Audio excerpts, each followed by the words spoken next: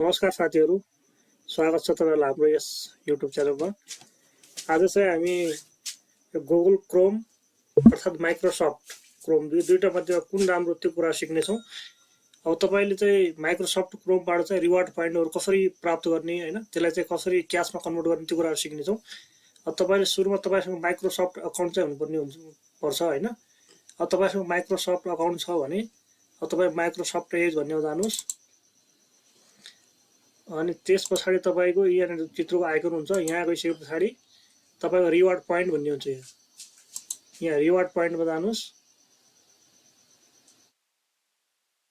यो मेरो 202 reward point देखाउँछ। यसमा चाहिँ यबाट तपाईहरुले चाहिँ नेटफ्लिक्स कार्डहरु अन्य कुराहरु धेरै कुराहरु किन्न सक्नुहुन्छ।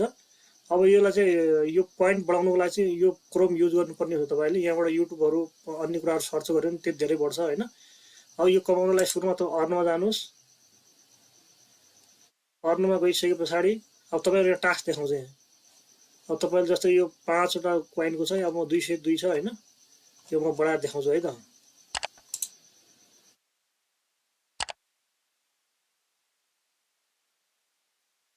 अब यिनै कुराहरु हेर्दाखेरि चाहिँ यो रिवार्ड पोइन्टहरु बढ्ने हो।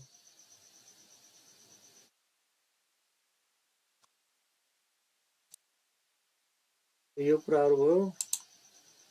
यो 5 वटा थपिसक्यो होला, 202 छ, 207 वटा भयो। अब त्यसै गरेर तपाईको यहाँ 10 वटा छ हैन, 10 वटाहरु बढाउनु।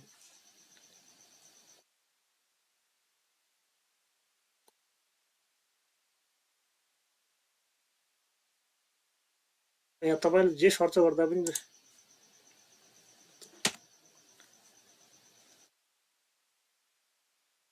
जस्तै motivation quote of the day motivational भन्ने हुन्छ।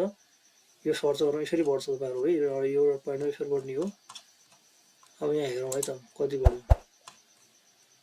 217 हो। यी कोइनहरुलाई तपाईले चाहिँ अमेजन फ्लिपकार्टहरु हुन्छ, यिनीहरुमा खर्च गर्न सक्नुहुन्छ है। भिडियो मन परेको छ भने लाइक गरिदिनुस् र च्यानललाई चाहिँ सब्स्क्राइब गरिदिनुस् है त।